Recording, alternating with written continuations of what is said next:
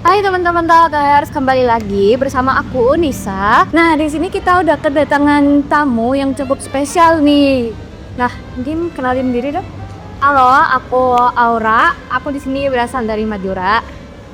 Oke, nah kita udah kedatangan tamu yang cukup spesial ya, karena dilihat dari looks-nya aja udah berbeda nih dari tamu-tamu kita yang kemarin. Sebenarnya tamu-tamu kita yang kemarin juga nggak kalah seru sih. Jadi jangan lupa buat nonton video yang sebelumnya juga ya.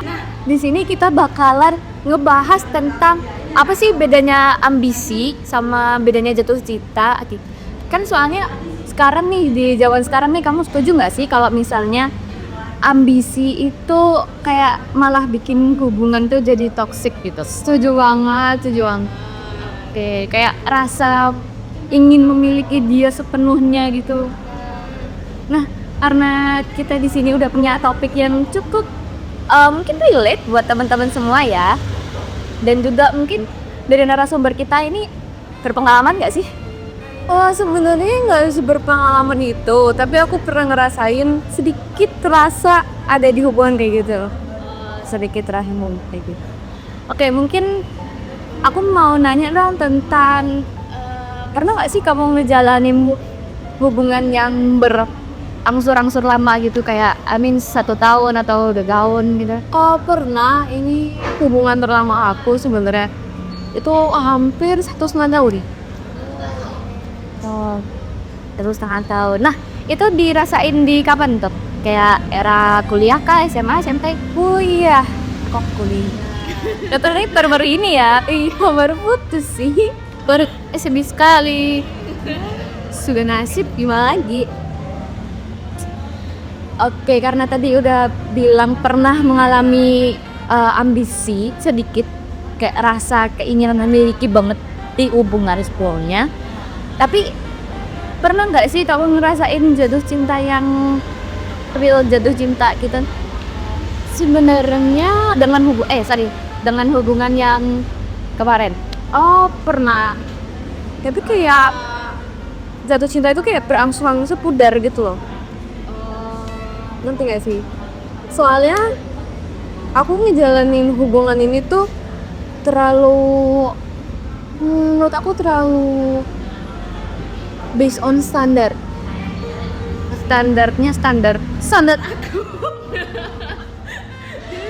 aku terlalu, semuanya tuh harus standar aku, nggak boleh standar dia. Itu sebenarnya agak toxic. Tapi kayak aku tuh nyadarnya telat. Durinya pas aku udah sadar, pas aku udah nyoba, ternyata dia udah terlanjur jauh.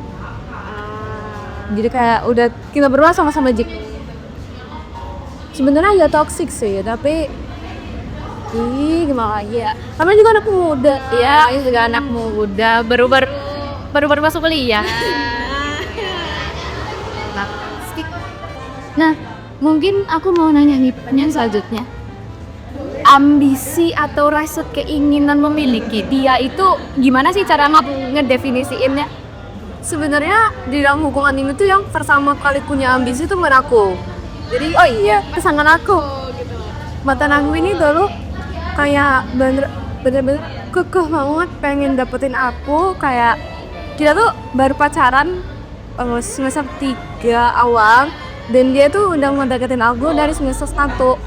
Dan aku nggak bisa ngitung berapa kali aku harus lewat dia dulu, karena aku ngerasa aku belum di stage yang cukup baik untuk berpacaran. Dan ternyata itu benar gitu.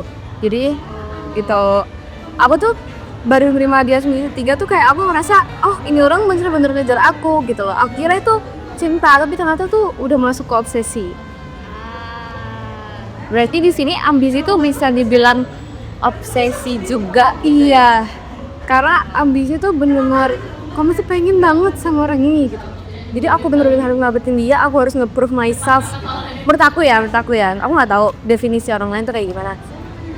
Nah, tapi tadi kan udah dibilangin ya, kalau kamu kan sendiri udah cerita kalau misalnya awalnya ini tuh bukan karena kamu, gitu yang ngejar-ngejar lah, yang obses.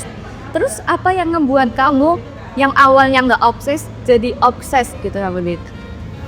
Soalnya kita sebenarnya itu gara-gara Gombi ya.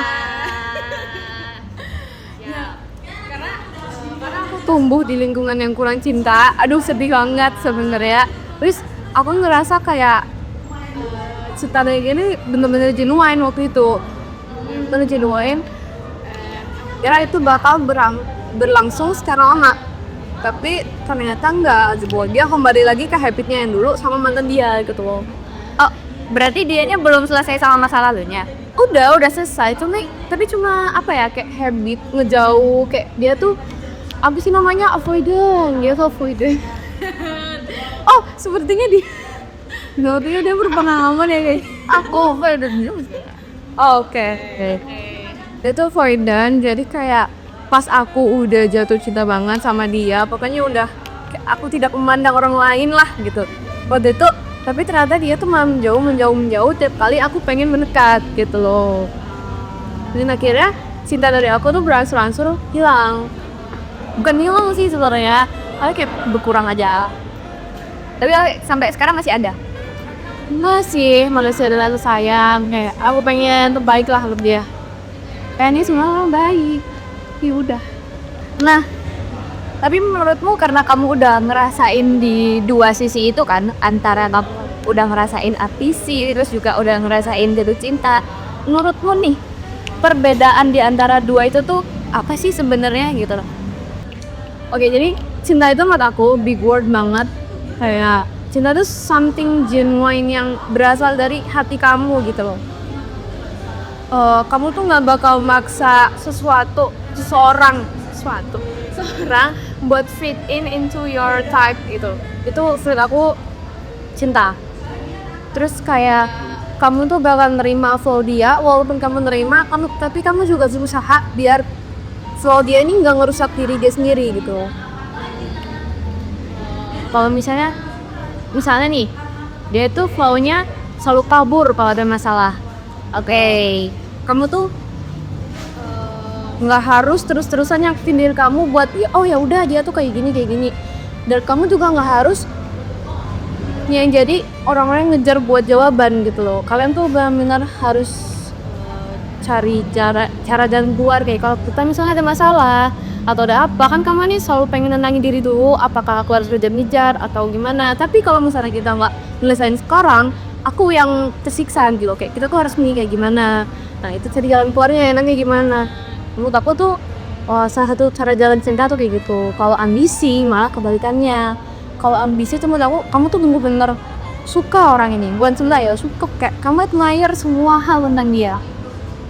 And at some point kamu tuh pengen punya dia, bukan apa ya, sekarang menjalin hubungan bareng, pengen punya sama dia sih. Kayak everything that the other person do itu kamu pengen controlling, kamu yang nentuin ABC yang boleh dia lakukan. Kayak misalnya posesif lah, kayak posesif. Ya aku masuk ke ambisi yang toxic jatuhnya. Kalau ambisi itu juga kayak apa ya, kayak kamu tuh berusaha shaping this person into someone that this person not gitu. Oh, kayak orang ini tuh harus sesuai sama yang kamu mau. Ya, jadi misalnya ya, kamu punya pacar kamu tuh friendly, dan kamu tuh gak suka dia friendly. Ini kamu tuh selalu maksa, udahlah nggak boleh temenan gini. Mereka tuh toxic, pokoknya kamu tuh kayak brainwashing dia biar jadi orang yang pendiam, jadi orang yang not they really are gitu. Padahal sebenarnya kayak gitu tuh ngerubah dianya nggak sih? Malah jadi bikin apa ya, orang itu tersiksa gitu loh, kayak they're not happy in that relationship kalau misalnya it based on ambition. Nah, tapi menurutku gini deh, kan tadi kan udah dijelasin kan kalau misalnya ada orang yang kayak terobsesi banget buat jadi kayak bukan leader sih, controlling gitu dalam satu hubungan. Tapi pernah nggak sih kayak denger dalam satu hubungan itu pasti ada yang dominat gitu loh. Nah, menurutmu antara ngebedain yang controlling itu sama yang dominan itu kayak gimana? Kalau dominan itu dia tanpa maksa pun si pasangannya tuh bakal ngerti kayak oh dia tuh sebenarnya benar kayak gini, maksudnya dia tuh punya niat yang baik untuk melarang kayak gini tuh. Kalau misalnya dia maksa, dia tuh kayak pasangan tuh terus paksa walaupun pasangannya tetap mau ngelakuin itu. Artinya sih kayak dominan is not about kamu jadi pemimpin. Paham ya? Jadi menurut aku dominan itu orang yang mimpin di hubungan itu, bukan yang maksa. Tahu kan kalau pemimpin, misalnya kamu punya ketua kelompok, dia nggak harus maksa kamu ngelakuin hal ini kan. Jadi kamu ngelakuin apa yang dia suruh karena hal itu benar. Oh iya. Tuh. Karena tadi kita udah tahu kan antara perbedaan ambisi sama jati kita. Tapi karena kamu sendiri pernah ngalamin obsessed itu, menurutmu apa sih yang bikin kayak sifat kamu berbeda dari yang sebelumnya gitu? Bersama dia, kayak dari karakteristikmu kamu berubah, kayak aku nggak mau kalau nggak sampai dia, atau Aku gimana? Sebenarnya aku pernah obses sama orang tuh 2 kali. Oh, ini sebenarnya buruk ya guys ya.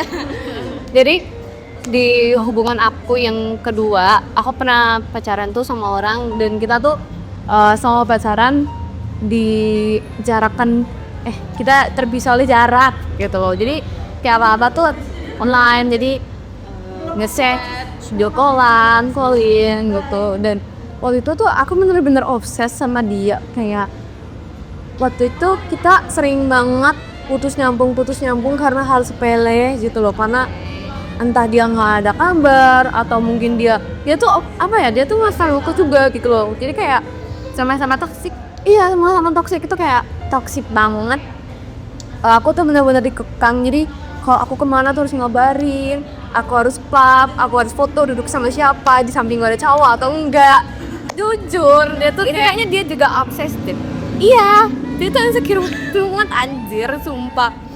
Sampai akhirnya gara-gara kus nyambung itu, dan aku tuh kayak ngerasa informasi dari dia tuh nggak cukup gitu. Akhirnya aku ngehubungin teman-temannya. Kalau misalnya dia hilang, gue pasti ngehubungin teman-temannya semuanya. Aku kenal teman-temannya apa sekarang. Bagus, sumpah kenal sama teman-temannya. Abis itu aku nanyain dia kemana, dan ternyata gara-gara teman-temannya itu ataupun tahu kalau misalnya dia itu selingkuh sama aku. Selingkuh sama kamu? Selingkuh dari kamu? Selingkuh dari akun. Dia tuh selingkuh sama 4 orang sekaligus. Ya. Dan aku bodohnya itu kan, aku masih SMA. Aku tuh masih mau sama dia. Underage. Oh my god, underage. Aku masih mau sama dia, aku masih pengen balikan sama dia, dan itu berlangsung selama setahun setelah kita putus. Aku masih pengen tahu keadaan dia, pengen tahu cerita dia gitulah. Aku harusnya stop di situ gitu. Iya, harus.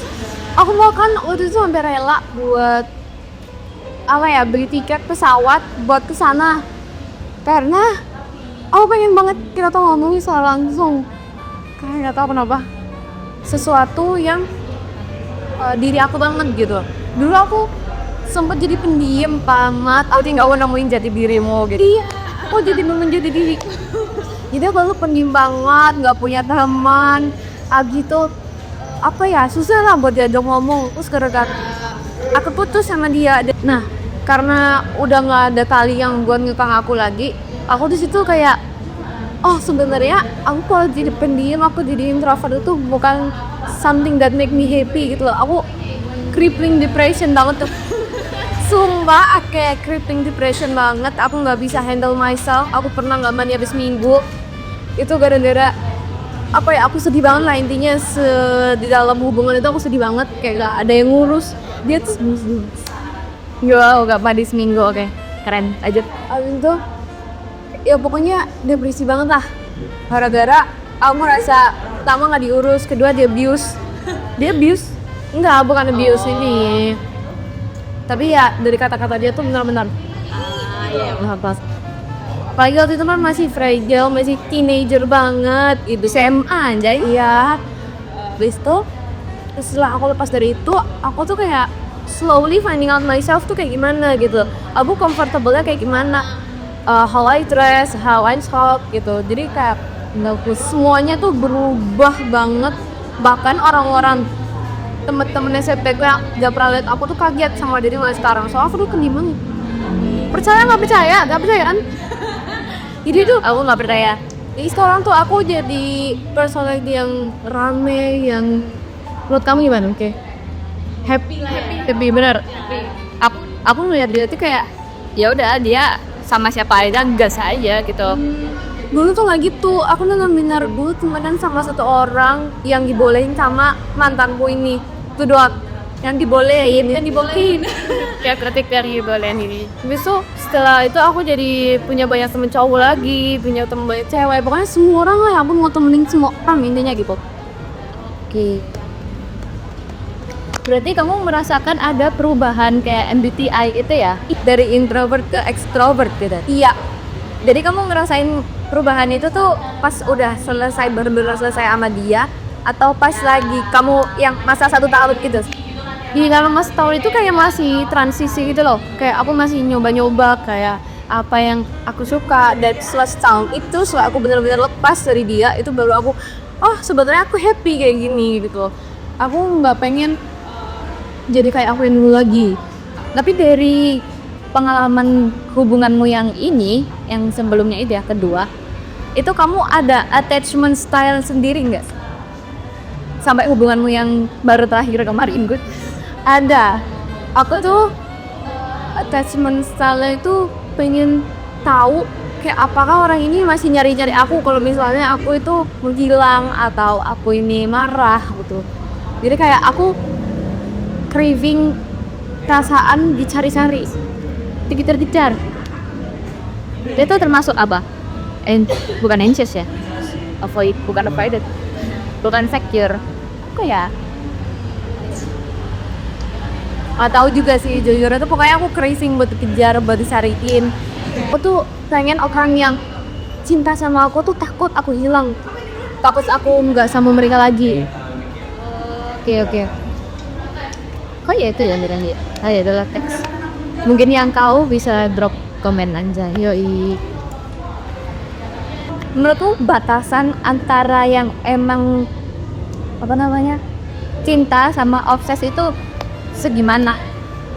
Sebenarnya kalau obses ini dia itu kasus sayangnya tuh nggak stabil, ngerti nggak?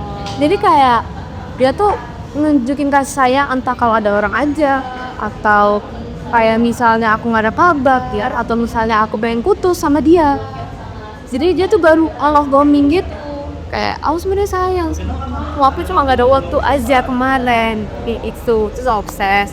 Jadi kayak aku nggak mau treat you better, tapi aku nggak, kamu tuh nggak boleh pergi dari hubungan ini.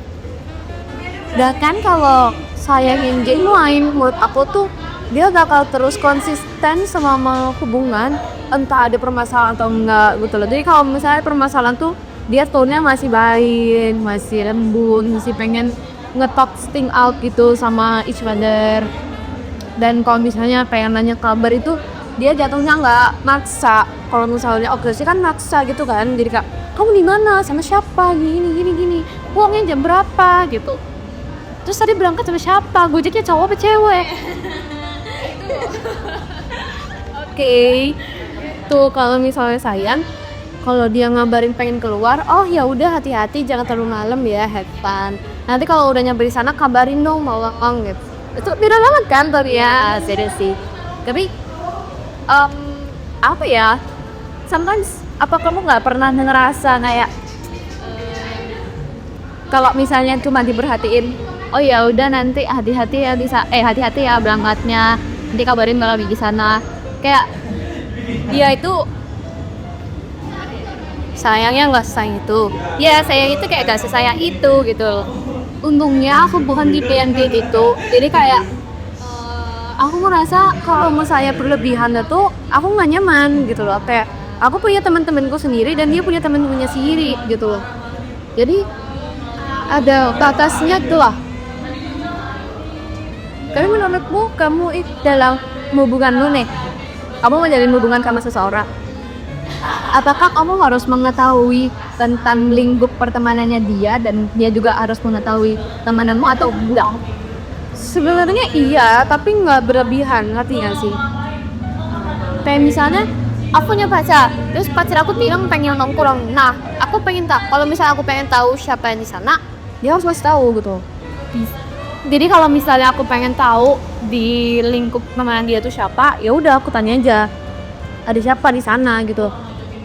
Terus kayak terus aku sebenarnya nggak memaksa, tapi aku kalau misalnya ada temen yang menurut aku vibe-nya buruk, aku bakal bilang ke dia kayak temen-temen ya gini kayaknya lama-lama jurusin kamu ke sini gitu loh. Kayaknya kamu kurangin aja temenan dia, bukan stop berteman sama dia. Ya udah aja teman dia. Terus kalau misalnya dia mau terpengaruh, antara aku bilangnya kamu jangan terpengaruh sama dia, ya udah kalau dia mau nakal kayak gitu silahkan, tapi kamu jangan. Dan itu kebalikannya juga buat aku.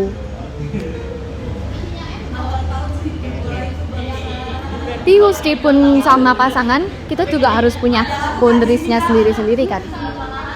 Menurutmu seberapa penting sih boundaries itu dalam suatu hubungan? Penting banget. Iya. Aku tahu kalau pacaran tuh kan semua orang pengennya berakhir di pernikahan. Tapi at some point kita tuh harus ada boundaries dulu gitu. Kita ngelihat apakah pasangan kita ini bisa nggak ngehargain boundaries itu. Kalau misalnya dari pacaran aja nggak bisa, pas nikah bisa bayangin nggak sih kalian tuh punya pasangan yang terus-terusan maksa kalian, maksa boundaries. Pokoknya aku harus tahu boundaries kamu yang ini, nggak mau tahu gitu loh. Kan gak enak ya, gak nyaman. Apalagi kalau kamu punya suatu cerita yang bikin kamu gak nyaman, sebelum nyaman bercerita tentang ini ke masa kamu, dan itu terusan maksa, itu akhirnya bakal capek gitu loh. Aku ngerasa aku punya boundaries lagi sama kamu, karena kamu juga tadi udah cerita kan kalau misalnya pengalaman ambisi, obsesmu itu udah dialamin pas waktu SMA dan juga waktu sekarang. Nah, gimana caranya kamu bisa ngeberhentiin dari obses tersebut yang mana itu toksik banget buat hubungan kamu? Sebenarnya ini berpengaruh individual masing-masing ya, karena aku itu udah ini bawa ke mental health juga sih sebenarnya. Aku tuh didiagnosa BPD, jadi obses ke orang itu bukan sesuatu yang bisa aku stopin gitu loh, tapi berangsur-angsur. Oh, gimana? Oh, kamu nggak bisa stop berarti? Bukan nggak bisa stop, tapi kayak ini tuh bakal cycle-nya bakal terus-terusan gitu loh buat aku. Sebenarnya aku pengen stop, tapi itu udah dari kepala aku kayak gitu. Jadi kayak obsesi untuk dikejar-kejar itu masih bakal terus ada. Tapi berkurang atau sebenarnya masih belum tahu, karena sepenglihat aku dari hubungan aku sebelumnya sama hubungan aku sekarang yang kemarin tuh nggak berkurang. Ternyata sih apa? Terus sama, jadi kalau misalnya kalian bisa mengurangi obsesi itu dan sadar kalau itu obsesi, diberhentikan sekarang juga. Ya. Cuma tapi kan tadi hubungannya sama mental health ya, jadi kan bakalan susah ya. Nah itu ada nggak sih kayak terapi khususnya gitu-gitu? Sebenarnya ada nggak? Sebenarnya buat nyikit mental aku tuh nggak bisa, tapi kita tuh di medication gitu biar kita itu nggak setergantung itu dengan emosi, karena orang-orang yang punya BPD itu sangat tergantung sama emosinya gitu.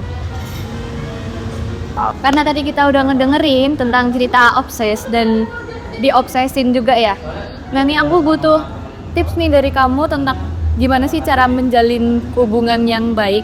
At least kalau misalnya emang kamu belum bisa, yang setahu kamu gitu atau standar kamu mungkin buat aku, sayangi pasangan kalian apa adanya. Pertama, apapun kondisinya, kayak walaupun dia in a state yang bikin kamu capek, kamu tuh bilang ke dia, kamu kayak gini tuh sebenarnya nge-langsung ke aku dan aku pengen kayak gini. Komunikasi yang kedua tuh ketika komunikasi penting.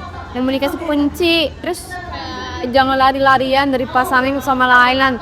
Terus yang ketiga, hargain boundaries pasangan kalian guys. Gak semuanya pasangan kalian tuh harus cerita ke kalian. Mungkin dia punya temen cewek atau temen cowok yang bisa dia ceritain segalanya gitu loh. Dan walaupun tempat nyaman dia bukan kamu yang bersama, gak apa-apa gitu loh. Yes, gak apa. Yang penting kamu tuh gak boleh insecure gitu loh masalah itu. Tuh, misalnya aku punya temen cewek yang penting jangan teman lawan jenis sih menurut aku. Kayak mungkin aku mau nanya deh, last question. Komunikasi yang baik menurutmu itu seperti apa? Yang kepala dingin, yang kepala dingin. Yang kepala dingin. Kepalanya dikasih es juga. Enggak gitu, enggak gitu. Jadi kayak kalau misalnya kalian tuh lagi hit argumen gitu ya. Kalau bisa jangan pas lagi marahan itu kalian ngomongin gitu. Kalau menurut aku ya, menurut aku atau enggak satu orang tuh kepala dingin, satunya panas ya fine lah ya. Kalau misalnya dua-duanya dingin malah makin bagus. Soalnya kalau misalnya kepalanya sama-sama panas, itu bakal ngeluarin kata-kata yang nggak enak banget. Nah, saling maki-maki lah, saling ngasih tahu flow masing-masing lah. Ih, kamu aja kayak gini, terus kenapa nggak boleh kayak gini? Oh, gitu. Terus malahnya jadi argumen yang hidap banget gitu loh. Kalau misalnya kalian kepalanya berdua dingin, kayak pasti bakal ngomongnya gini. Sebenarnya kasus yang kamu lakuin ini bikin aku sakit hati gitu loh. Oh bisa nggak kayak gini, atau kau kurangin, kita belajar sama-sama gitu. Aku pengen kamu tetap sama aku sayang sama kamu, aku cinta sama kamu. Itu pasti keluar loh, karena kepalanya saling dingin dan rasa cinta tuh lebih gede gitu daripada marah. Kalau misalnya marah yang kamu dahulukan, itu malah makin memperburuk things gitu. Kayak larut paut bakal jadi larut paut beneran ya, larut paut. Pokoknya makin lama tuh makin bikin nggak sayang, karena kita tiap kali cycle kita berantem tuh pasti saling maki-maki gitu loh, dan itu nggak enak banget anjir, jujur. Tadi kita udah ngebahas tentang obses, cinta, terus cara dan tips-tipsnya gitu kan Ya, nah intermezzonya nih, kamu ada nggak sih lagu yang menggambarkan topik ini gitu, maybe menggambarkan hubungan kamu sebelumnya? ada sih sebenarnya, tapi apa ya, aku lupa. Wait, Boleh buka Spotify. kita lihat Spotify dulu ya. Sebenarnya menurut aku ini High and Dry by Radiohead, karena di sini tuh ceritanya tentang orang ini takut ditinggal gitu loh. Dan ini kayak POV orang pertama ya kayak takut ditinggal, jangan tinggalin aku gitu. Dan itu relate ke aku. Oke teman-teman, itu tadi jangan lupa buat didengerin. Mungkin buat beberapa orang nggak terlalu nggak terlalu match sama lagu ini, cuma bisa tuh dilihat dari lirik lagunya kan, kayak diserapi, dimaknai gitu, ini artinya gimana, dan mungkin dari situ kalian juga bisa menemukan solusi dari masalah hubungan kalian yang menjurus ke arah obses gitu. Iya benar. Oke, segitu aja untuk episode kali ini. Kita tadi udah dapat jangan diduga yang cukup banyak dan sangat amat serius ya. Tadi sampai bahas ke mental health juga. Terus juga kita udah dapat rekomendasi lagu dari Radiohead yang judulnya High and Dry.